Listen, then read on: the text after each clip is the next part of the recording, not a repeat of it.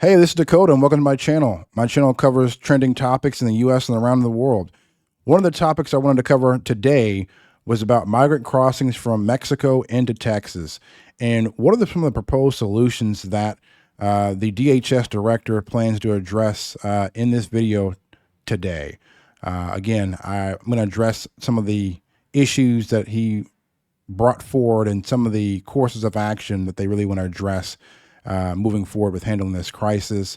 It is going to be a topic at the polls this fall, so I'm curious to see what they have to say about this.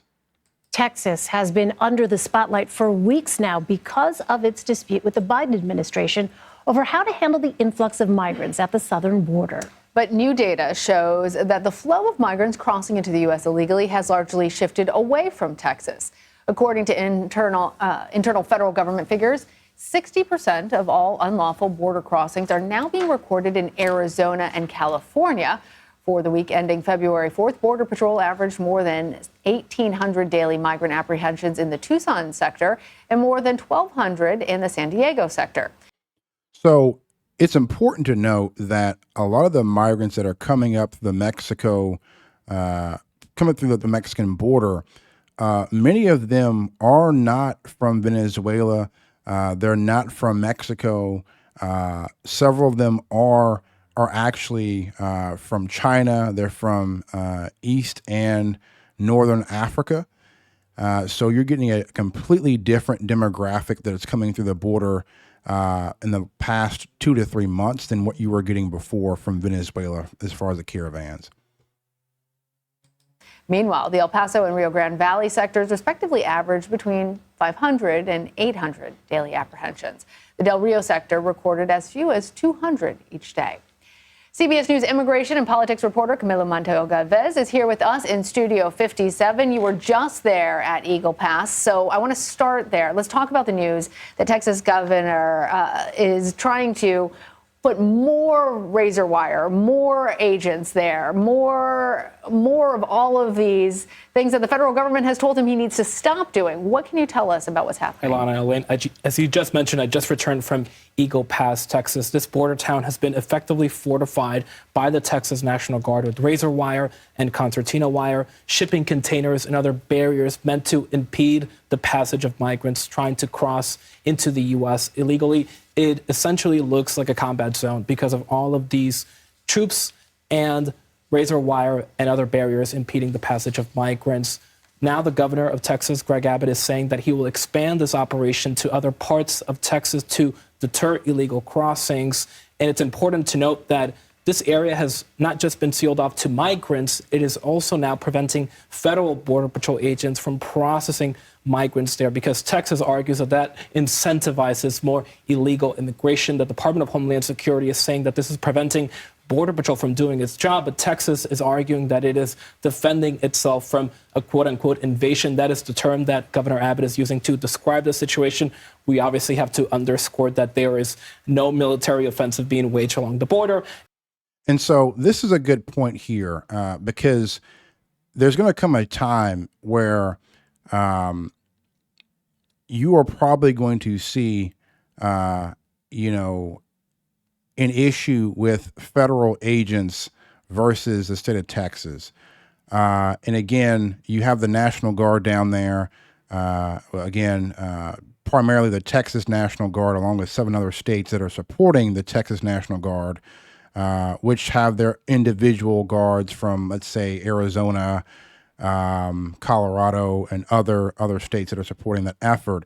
You're going to have an issue here at some point in time where, you have a conflict where the feds are putting something up as far as, the border wire, or they're maybe pulling security in a certain area that the National Guard is. And to a certain point, that has been fine, or that's been okay. But, it only takes one wrong move for that to go, haywire. So again, with, tensions flaring with the National Guard being there and the federal government stating that they have, jurisdiction in areas of the border to protect that, I'm curious to see how this all plays out.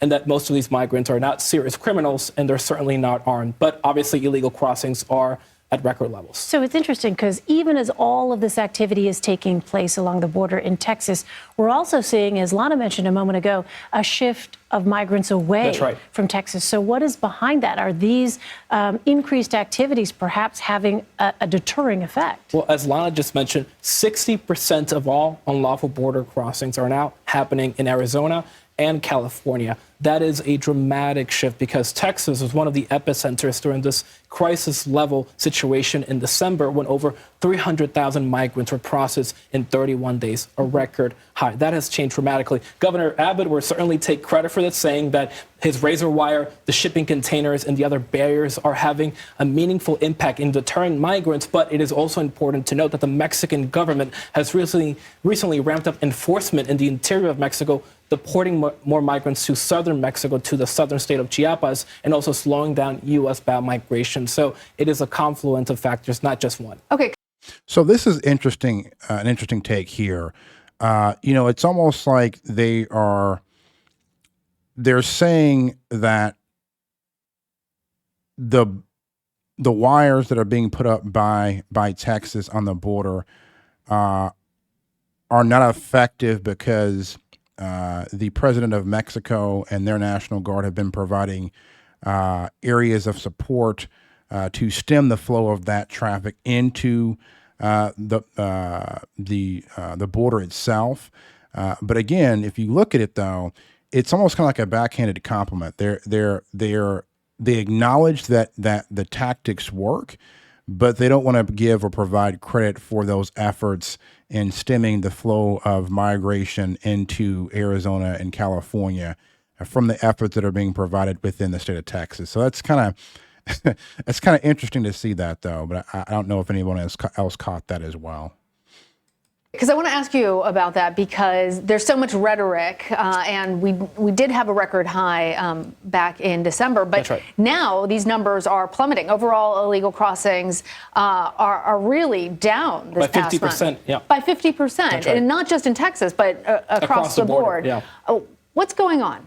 Well, one reason is the increased Mexican enforcement. Again, officials near Texas in Mexico are now deporting migrants to southern Mexico to deter them from crossing into the U.S. illegally. That happened after the Biden administration dispatched several top officials, including Secretary Mayorkas, to Mexico City after the holidays. It is also important to note that historically, migration always slows down after the holidays in January and February. But obviously, officials are still bracing for another crisis because those numbers typically go back up in the spring, in March, and we're already seeing them go back up right now in February. So it sounds like some of it is public policy, but some of it is also just cyclical. Yeah. All right, Camilo, thank you. Of course.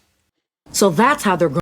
Again, you got to ask yourself the question, what is the end game out of all of this? So again, most of the migrants that are coming across the border in the last 2 to 3 months have been of, Asian descent, and they've been from either Africa, so you have to look at what is the end game for that. So it's pretty wide open, at least to be, from the looks of it, especially in Arizona and California. Texas did a pretty reasonable job in stemming the flow of migrants into their state. But again, that has to be tested later on this year, looking at the influx of migrants that will be coming in the warmer months. So that's going to be something to look out for. But again, that's all I have for today. Thank you all for watching. Please click a like and subscribe for the algorithm. And again, I'll see you soon. Thank you.